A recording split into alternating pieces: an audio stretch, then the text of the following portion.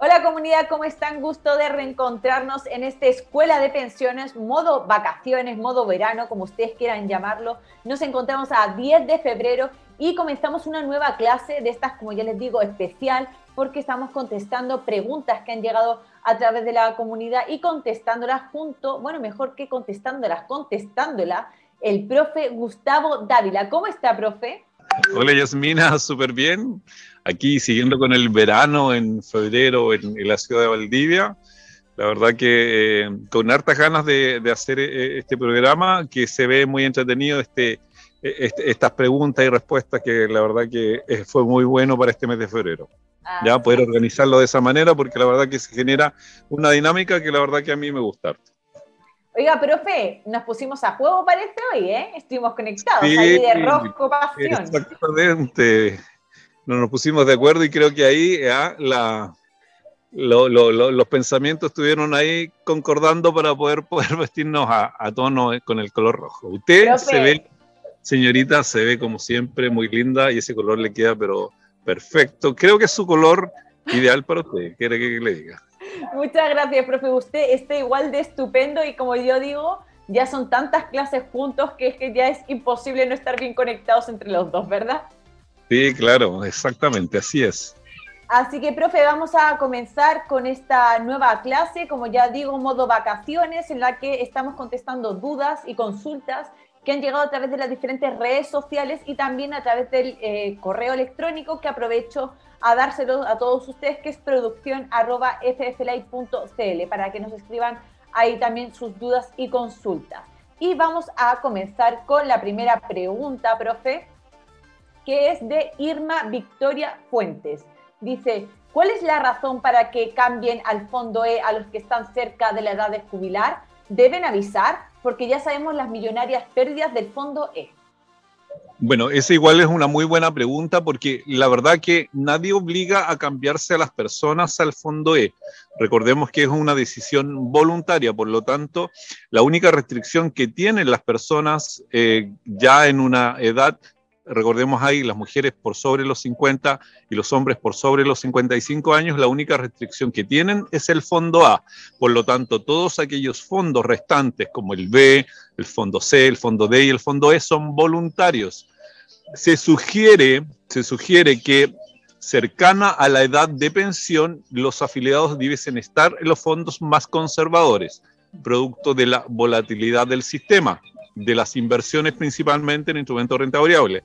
Pero ya sabemos cuál ha sido el comportamiento, sobre todo el 2021, con respecto al fondo, los fondos de renta fija, el fondo E y el fondo D.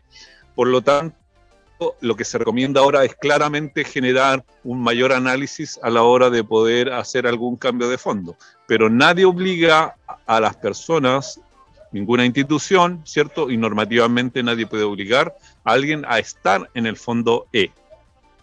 Ya, profe, pero sí lo que hay que dejar claro es que existe esta restricción etaria, me refiero que hay ciertos fondos más conservadores en los que no se puede estar cuando uno está jubilado, no te lo permite la normativa, y a eso me voy también a lo mejor para complementar un poco la pregunta que hizo este miembro de la comunidad, si por algún motivo ella en el momento de jubilarse estaba en uno de estos fondos conservadores, automáticamente la van a pasar a estos más... bueno, no los conservadores, estaba ella en el fondo a lo mejor B, por ejemplo, si al jubilarse la pasan automáticamente, ¿eso se debe avisar? ¿Lo debe avisar la superintendencia? ¿Lo debe avisar la AFP? No sé. No, la verdad que la FP en ese sentido no lo avisa. Quien lo pudiese avisar es la persona que le está gestionando el trámite al momento de la pensión. Por ejemplo, si alguien se pensiona y está en el fondo B con su capital, ¿cierto? Y se pensiona en el fondo B y no hace ningún cambio de manera voluntaria antes de que se inicie el proceso o termine el proceso, lo que debe hacer la FP es traspasar ese fondo B en su totalidad al fondo D, porque voluntariamente la persona no eligió cambiarse de manera voluntaria.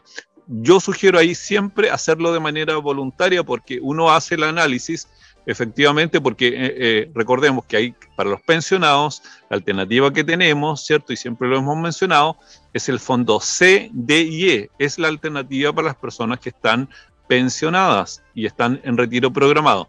Por lo tanto, hacer el análisis ahí primero si el fondo C, D o E puede ser el fondo más conveniente en ese momento.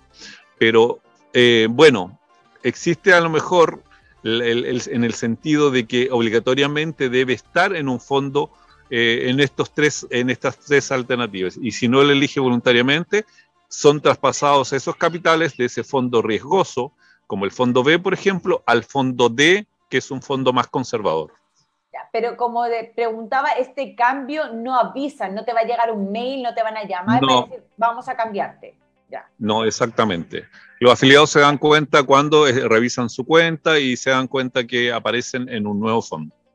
Perfecto. Profe, siguiente pregunta. Erika Vilugrón dice, ¿la PGU la recibirá todo el mundo o depende del monto de la jubilación? Bueno, claramente ahí, cierto, la PGU va a estar determinada, ya dijimos, por los requisitos de edad, por los requisitos de focalización, cierto, que ahora aumentó de un 60%, aumentó a un 90%, y también de la residencia de los 20 años en el país, ¿ya? Y los últimos 4, de los últimos 5, los últimos 4 haber estado en Chile. Esos son los requisitos, ¿ya? Y obviamente si la focalización de la persona y dependiendo de los ingresos que tenga va a estar determinada hasta un monto determinado de pensión, ¿ya? Que obviamente van a recibir menos ingresos o menos aportes del pilar solidario. Por lo tanto, no es para todos. Se debe cumplir este requisito que acabamos de mencionar y en relación a los montos de pensión, recordemos ahí que aproximadamente entre los 620 mil pesos va a ser como el techo para que aquellas personas puedan recibir el máximo de la pensión garantizada universal. De ahí hasta los 900 y fracción se va a ir desgregando, ¿cierto?, con menos aportes a la medida que nos acercamos a los 900 mil pesos de monto de pensión. Así es, aproximadamente más o menos para que también tengan una idea. Siguiente pregunta, Aníbal Valencia. ¿Cómo demuestro que estuve afiliado al sistema antiguo? No tengo la libreta para solicitar el bono de reconocimiento. Bueno, eso es una buena pregunta porque le pasa a muchas personas que estuvieron en el sistema antiguo, sobre todo en el Seguro Social, en donde se ejercía efectivamente la contabilidad o el registro de las cotizaciones a través de estas famosas libretas, donde se ponían unas estampillas que acreditaban las cotizaciones que los trabajadores se les pagaba estas cotizaciones y quedaba el registro ahí a través de esta estampilla en estas libretas. Cuando no existía eso, una forma de poder acreditar efectivamente es yendo al IPS, solicitar un certificado de cotizaciones del antiguo sistema. De no concordar eso, la única forma de poder hacerlo, y a lo mejor por ahí puede ir la pregunta, ¿cierto?, es llevando información adicional. Yo sé que con los tiempos, con los años, generalmente las personas desechan, ¿cierto?, todos aquellos papeles, documentos que tuvieron en alguna oportunidad, como también me he encontrado con la sorpresa de que existen muchas personas que guardan absolutamente todo. Si alguna de las personas tiene registro de su primer contrato, de las primeras liquidaciones, esos documentos son súper importantes para el IPS para poder acreditar esos periodos que seguramente no aparecen, pero teniendo esta acreditación tienen la posibilidad de acreditarlos y llevarlos y que el IPS analice y verifique si efectivamente son cotizaciones impagas de esos periodos. Ya, perfecto. Ojalá que podamos haber aclarado la duda de este miembro de la comunidad con respecto al bono de reconocimiento.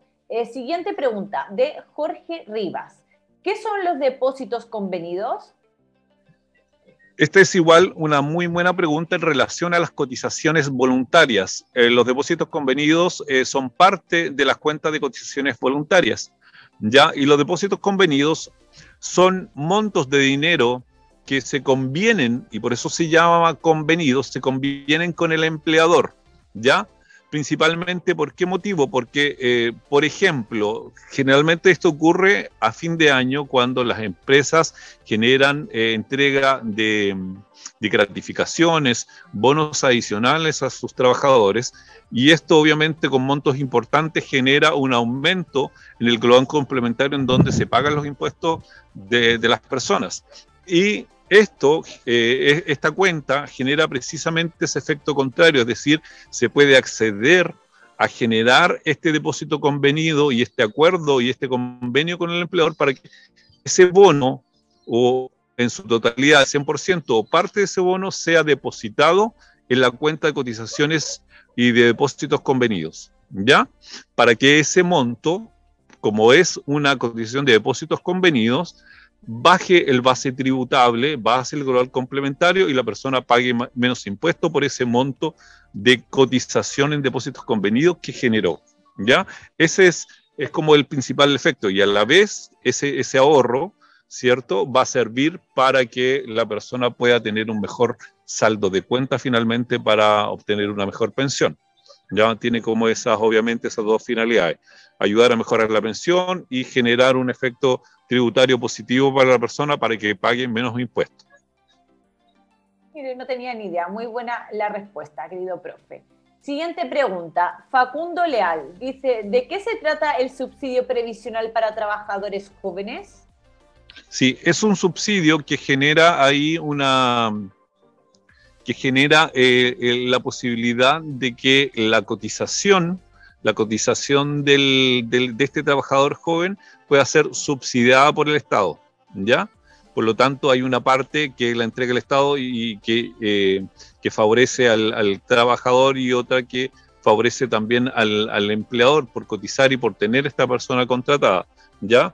Es principalmente eso, parte de lo que se cotiza va a ser subsidiado por el Estado, ¿cierto? Para que tenga un incentivo el empleador de cotizar a personas jóvenes para poder acogerse a este subsidio y este beneficio que entrega el Estado. Es un incentivo claramente para la clase trabajadora joven, es decir, para los jóvenes que ingresan al mundo laboral, de poder ser acogidos, ¿cierto? Y que tengan mejor recepción a la hora de ir a buscar trabajo.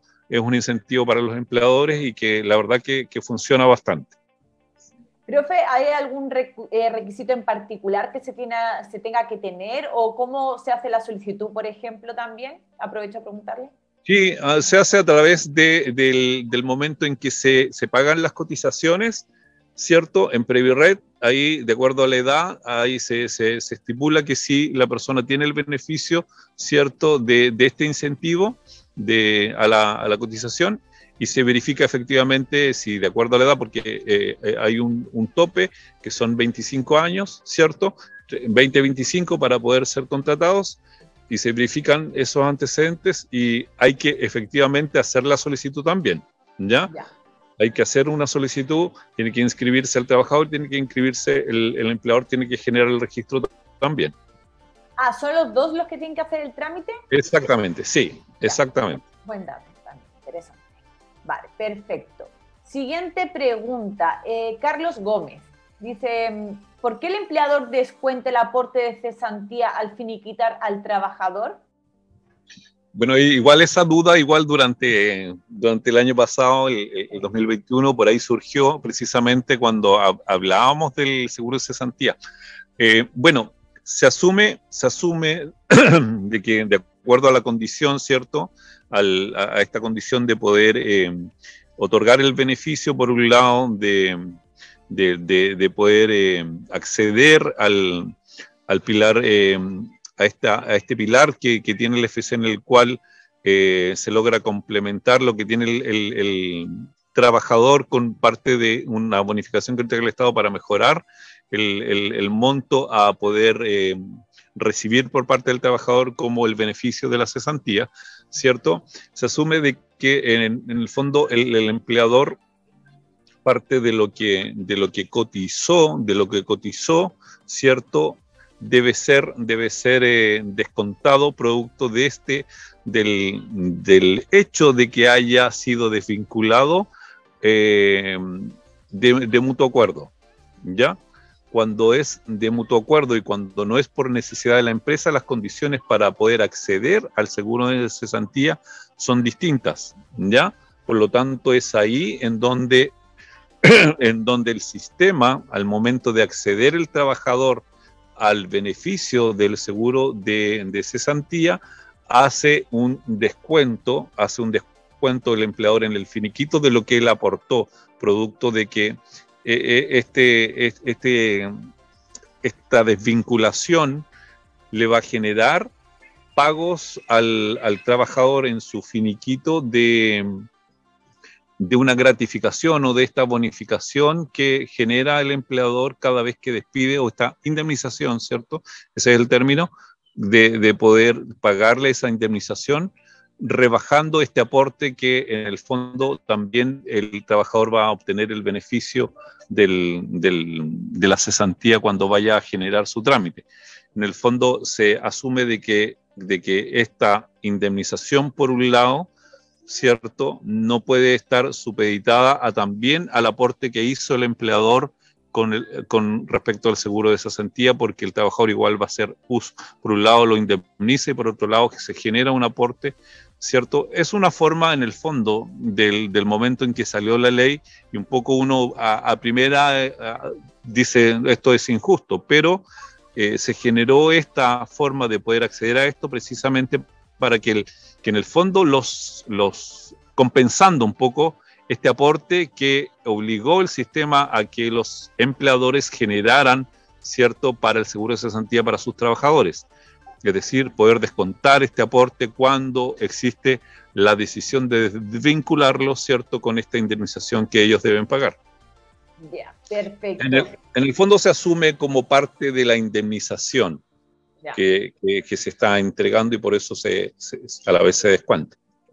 ¿Ya? Profe, perfecto. Vamos a hacer un pequeño paréntesis y, como siempre, le voy a pedir a mi querida señora directora que por favor le dé al play para enseñarles a la comunidad que nos está viendo ese maravilloso spot de FF Live. Bienvenidos al canal digital de todos los chilenos. FF Live, un espacio de conocimiento, opinión y debate constructivo. Somos un canal en donde la comunidad interactúa en vivo y en directo, y que te cuenta lo que los medios tradicionales no te quieren contar. Porque somos una plataforma renacida de las cenizas, estamos abiertos a los libres pensadores y las nuevas ideas. Y lo mejor de todo es que el contenido llega directo a tu pantalla, como y cuando tú quieras. Cultura, educación, contingencia y entretención. Todo en un solo lugar. Esto es FF Live.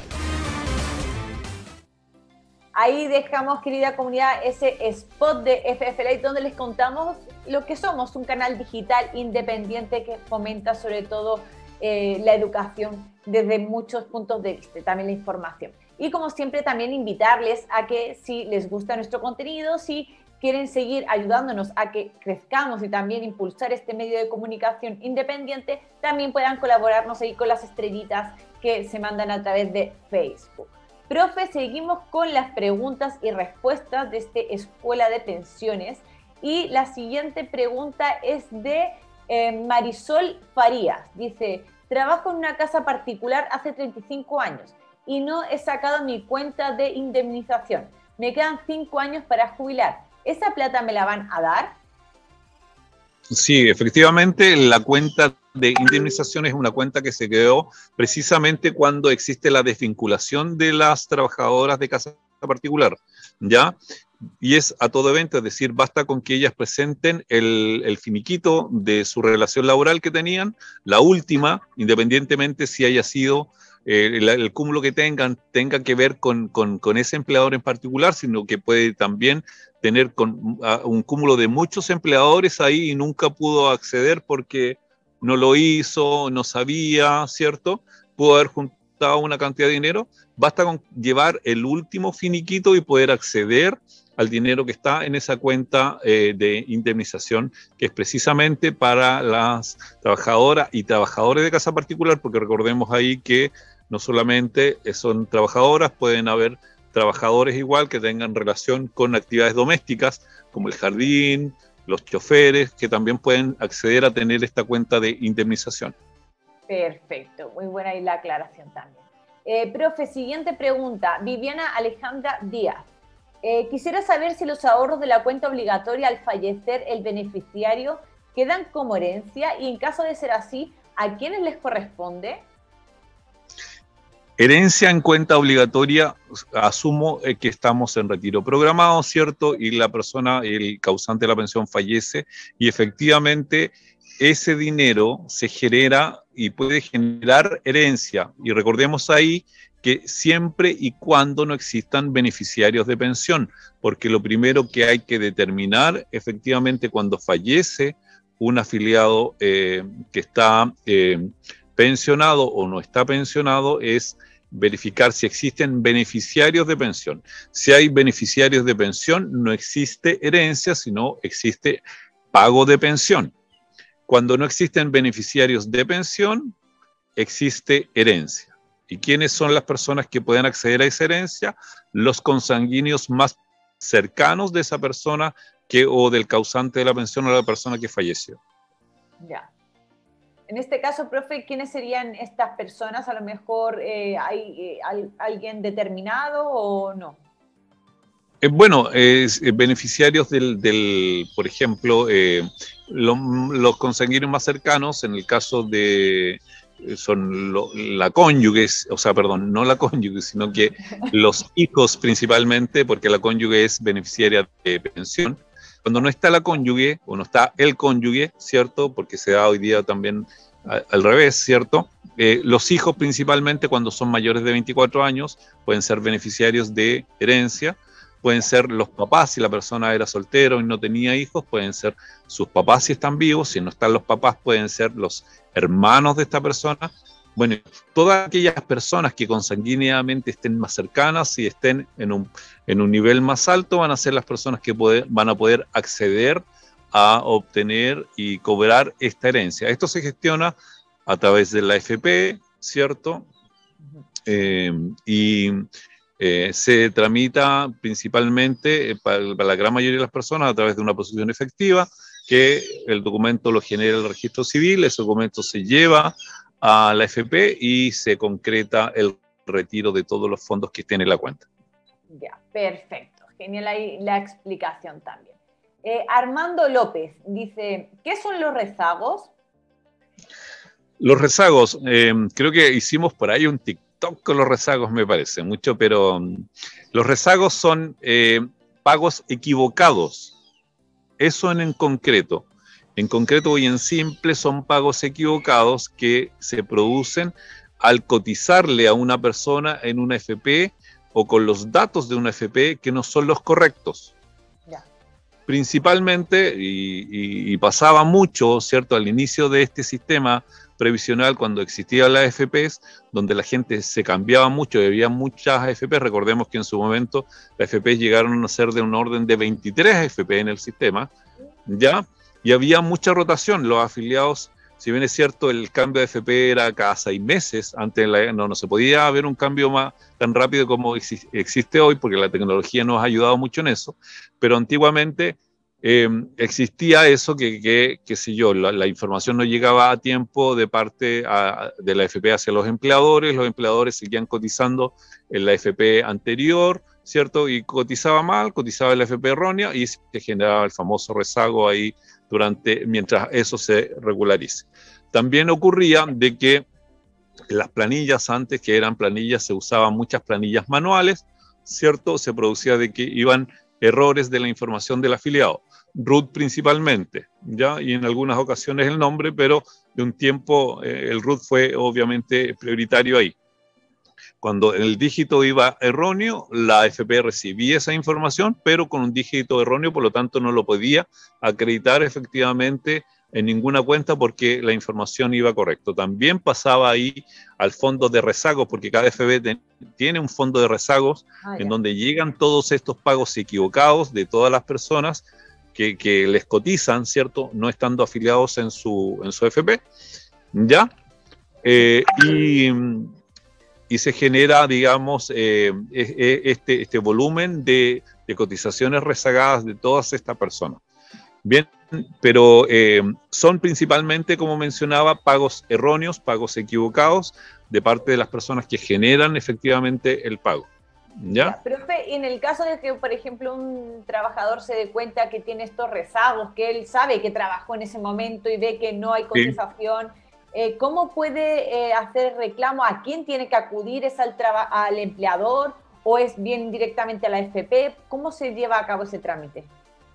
Bueno, eso igual, esa pregunta que tú haces es importante porque una forma de gestionarlo rápidamente es acreditando, por ejemplo, las planillas de pago de cotizaciones, que comprobando efectivamente que hubo un error y llevando la información necesaria, en este caso del afiliado, que es el vínculo, ¿cierto?, de la relación laboral más su cédula de identidad, para precisamente verificar que el dato del RUT principalmente es el correcto, el que tiene él, y que él es el afiliado, ¿cierto? Y de esa manera corroborar el FP para que esos rezagos sean asignados a su cuenta obligatoria, dentro de las cotizaciones correspondientes de esos periodos mencionados. Por eso es importante también el respaldo del empleador de las cotizaciones. Llevar lo posible las planillas de cotizaciones de los trabajadores. Genial. Profe, y también como dato, bueno, lo habíamos comentado en alguna ocasión, también la Asociación de AFPs había habilitado esta página web que se llama sontuslucas.cl, también ahí con, si no me equivoco, con el RUT, uno puede acceder para ver si tiene estos rezagos en las cotizaciones. Exactamente, sí, y hay todavía aún mucha cantidad de dinero que está ahí en esas cuentas de rezagos que tienen la AFP. Bueno, recordemos igual que estas cuentas, que estos dineros, a pesar de que es mucho dinero, igual la AFP lo invierte, ¿eh? Que generan esto, es decir, cuando se recuperan y pasa mucho tiempo, no es el monto nominal de la cotización, sino que también está afecto a la rentabilidad del fondo C, porque ahí la AFP tiene la obligación de invertir los fondos de rezago en el fondo C. Pero, entonces, por lo tanto, esas cotizaciones igual se están moviendo, entre comillas, y tienen o rentabilidad o, bueno, o también pérdidas, porque sabemos que también ocurre. Sí, así es. Perfecto. Profe, siguiente pregunta. Por aquí Jaime Clavel dice, si cumplí recién la edad de jubilación, ¿puedo dejar de cotizar en la cuenta obligatoria sin la obligación de pensionarme? Exactamente, y es lo que hace mucha gente, efectivamente, es cumplir la edad legal. Hombres, mujeres, mujeres a los 60, hombres a los 65 años, cumpliendo la edad, pueden acercarse a su AFP y solicitar la exención de cotización obligatoria, así se llama, ¿ya? La exención de cotización obligatoria es, la AFP le entrega un documento en donde tiene que firmarlo el trabajador y tiene que firmarlo la empresa en donde trabaja. Tiene que llevar el trabajador eso a su empresa, que lo firmen, lo timbren y devolverlo a la AFP, ¿ya? Ya. Principalmente, ¿por qué? Porque es importante devolverlo a pesar de que el afiliado ya le entregó la voluntad a la AFP de dejar de cotizar, porque es el respaldo para la AFP para que obvie la cobranza eventual que se pudiese generar producto de que no van a llegar cotizaciones de ese trabajador a la AFP. Ya, ahí también aclarada esa consulta. Por aquí, Claudio Venegas, ¿cómo se calcula la pensión en la AFP? Bueno, igual la pregunta es como bien amplia, ¿cómo se calcula? La verdad que existe principalmente, o cómo podríamos decir, cómo se calcula la pensión, ¿cierto? Y ahí hay factores importantes, principalmente que tienen que ver con el saldo de la cuenta y que tienen que ver con lo que se llama, y vamos a ver ahí en algún momento, el capital necesario unitario, que es el CNU. ¿Cuánto se necesita de capital para poder financiar una unidad de pensión, una UF de pensión? ¿Ya? Por lo tanto, ese cálculo conlleva una serie de parámetros y fórmulas que el sistema determina, ¿ya? Que esperamos en algún momento poder descifrar, porque son muchas fórmulas en las cuales ya, la verdad que es bastante engorroso poder calcularlas así, no es fácil, y esperamos en algún momento poder entregar esa información a la comunidad. Pero principalmente, cómo se calculan las pensiones, poder determinar cuál es el capital necesario para poder financiar una unidad de pensión. Y en eso entran muchos parámetros: el saldo de la cuenta, la edad del afiliado, la edad de los beneficiarios de pensión, saber si existen o no beneficiarios de pensión, la tasa de mortalidad, la tasa de interés técnico, ¿cierto? Y creo que incluso lo vimos en la clase pasada, en una de las clases pasadas que hicimos, ¿cierto? En el mes de enero, ¿cierto? Hicimos precisamente ese alcance. Entonces, todos esos factores inciden precisamente en poder determinar cómo se calcula la pensión. Perfecto, profe. Como siempre también, a la vez que ha contestado esta pregunta y a lo mejor miembros de la comunidad que nos están viendo ya a través de las diferentes redes sociales, si ustedes tienen preguntas, dudas, consultas, no hay pregunta tonta, pueden hacerlas, todas las que ustedes quieran a través de nuestras diferentes redes sociales, o también les invito a que lo hagan a través de nuestro correo produccion@fflay.cl. Les recomiendo sobre todo este último canal porque también nos facilita a nosotros, es mucho más rápido también para tener las preguntas, las dudas y después incluirlas en la pauta. Profe, vamos con la siguiente pregunta de María Esther Domínguez y dice, ¿qué es la rentabilidad? Buena pregunta y bastante genérica, pero es buena pregunta. Sí, la rentabilidad es lo que se genera producto de la inversión que generan los fondos de pensiones y es finalmente el resultado del trabajo que hace cada administrador de fondo de pensiones y de acuerdo al fondo en los cuales están invertidos los dineros, de acuerdo a la decisión que tomó cada afiliado. Por lo tanto, el resultado de esa inversión va a generar una rentabilidad, tanto rentabilidad positiva o negativa, ya producto de ese retorno de esa inversión. Por lo tanto, podríamos determinar en sencillo, en simple, cierto, que la rentabilidad es la ganancia o pérdida, cierto, de la inversión de nuestros ahorros en los fondos de pensiones, ¿ya? Por lo tanto, podríamos, como menciono, en sencillo, determinarlo de esa manera, ¿ya? Ahí tiene que ver el valor cuota, cada vez que cotizamos, compramos cuotas, nos genera un número de cuotas cada vez que entra dinero a las cuentas y nos determinan número de cuotas. Es muy similar y siempre hacemos el símil con las acciones. Es muy parecido, es decir, cómo comprar acciones. Funciona de la misma manera, sobre todo con los fondos de instrumentos de renta fija, como el fondo A, el B y parte del C, bueno, todo en general tienen un porcentaje de inversión en instrumentos de renta variable, ¿cierto? El fondo A mucho más y así sucesivamente va bajando hacia abajo con menos porcentaje de inversión en instrumentos de renta variable. Pero funciona muy similar a lo que son las acciones, ¿cierto? Cómo se invierten los dineros y cómo también se genera la misma ganancia o rentabilidad, ¿cierto? De esas inversiones. Es que no se escuche que estaba muteado porque tenía aquí a mis perritos ladrando, entonces entre mis perritos, profe, y sus pájaros que se escuchan por ahí, tenemos aquí casi armado un zoológico. Sí, no, y ahora escucho que andan pescando por ahí. Ah, mire, entonces también los pececitos. Profe, por aquí dice Delfina Peñalosa, comenta, ¿dónde puedo pagar mis cotizaciones si soy independiente? En Previred. Previred es la plataforma que recibe en su gran mayoría todos los pagos previsionales, ¿ya? Y de hecho tiene dentro de su plataforma una plataforma para el empleador, el trabajador y los trabajadores independientes, por lo tanto es fácil poder acceder ahí. Hay que inscribirse en Previred, ¿cierto? Ingresar todos los datos como trabajador independiente y va a quedar registrado y ahí es fácil y bien amigable después poder pagar las cotizaciones. Perfecto, entonces ahí animamos que lleve a cabo, siga ese camino que le acaba de comentar el profe Dávila. Y profe, la última pregunta de este Escuela de Pensiones del día de hoy. Dice Anabel Arenas, soy pensionada. ¿Por qué me siguen descontando el 7% de salud? Esa es muy buena pregunta que tiene relación con más de una variable. Una de las variables es que probablemente ella es pensionada y es mujer, ¿ya? Por lo tanto, tiene probablemente menos de 65 años todavía, ¿ya? Y no puede acceder aún todavía al Pilar Solidario. Recordemos que el Pilar Solidario uno accede a los 65 años. Accediendo al Pilar Solidario, automáticamente el sistema le rebaja o le bonifica la cotización de salud. Por lo tanto, ahí la va a dejar de pagar. Pero mientras no llegue a esa edad, ella no va a poder acceder, digamos, a ese beneficio.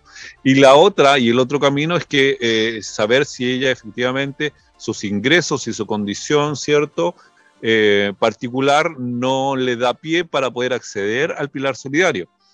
Por lo tanto, va a tener que seguir pagando su cotización de salud de manera directa, a través de su pensión. Ya, todo eso va a depender, obviamente, de su condición, reitero, del monto de la pensión a la cual ella recibe, de que si su condición particular accede o no al pilar solidario, ¿cierto?, y cumple con esos requisitos.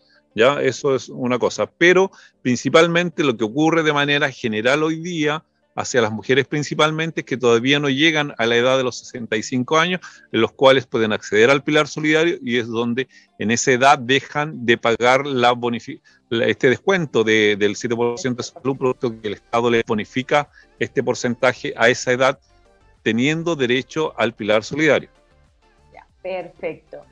Profe, tenemos que llegar hasta aquí con la Escuela de Pensiones del día de hoy, de esta modalidad vacaciones que estamos haciendo durante este mes de febrero, contestando todas las dudas y consultas que han llegado por parte de la comunidad, que además invitamos y reiteramos que nos sigan escribiendo a través de nuestras redes sociales. Si no contestamos sus preguntas en el momento es porque durante el programa tenemos falta de tiempo, pero no se preocupen porque siempre, y como ven, todos estos programas son dudas que llegan por parte de la comunidad, escríbanos, o si no, y además de todo les aconsejo que nos escriban mediante correo electrónico, mediante mail, porque es mucho más rápido también y para nosotros nos facilita mucho esto de las elaboraciones de las pautas. Y les repito, el mail produccion@fflay.cl para que ustedes nos escriban. Y también vamos a invitar a nuestra querida señora directora que por favor nos coloque la información de contacto de nuestro querido profesor Gustavo Dávila. Ahí ustedes pueden contactarse con él para a lo mejor hacer una duda más privada o a lo mejor más particular en un caso especial. Pueden contactarse con él o también para contratar obviamente sus asesorías previsionales, que además es excelente asesor. Así que ahí le dejamos también la recomendación. Profe, sus últimas palabras antes de despedirnos. Saludar obviamente a toda la comunidad y agradecer nuevamente todas las preguntas que llegan, porque siempre he dicho que la comunidad es como el motor de este programa, ¿cierto? Junto a todo el equipo obviamente de producción y a nuestra conductora, ¿cierto? Son el motor de este programa y la verdad que saludos para ellos por estar siempre ahí, que ojalá estén disfrutando de su verano. Así es, profe, y bueno, también aquí clave fundamental es usted, así que también eso hay que decirlo y hay que comentarlo. También, como siempre, antes de despedirnos, les invitamos a que se suscriban a nuestros canales de YouTube. Ya saben que además tienen 2 canales, que se suscriban, que además hagan clic ahí en la campanita para que les lleguen todas las notificaciones de este Escuela de Pensiones y también de los otros capítulos que tenemos y otros programas que también tenemos en la parrilla de FF Live. Profe, nos despedimos, nos vemos la próxima semana, el próximo jueves, en otro Escuela de Pensiones en este modo vacaciones, ¿vale? Así que, querida comunidad, nos despedimos, les mando muchos besos. Chao, que estén bien. Bienvenidos al canal digital de todos los chilenos. FF Live, un espacio de conocimiento, opinión y debate constructivo. Somos un canal en donde la comunidad interactúa en vivo y en directo. y que te cuenta lo que los medios tradicionales no te quieren contar. Porque somos una plataforma renacida de las cenizas, estamos abiertos a los libres pensadores y las nuevas ideas. Y lo mejor de todo es que el contenido llega directo a tu pantalla, como y cuando tú quieras. Cultura, educación, contingencia y entretención. Todo en un solo lugar. Esto es FF Live.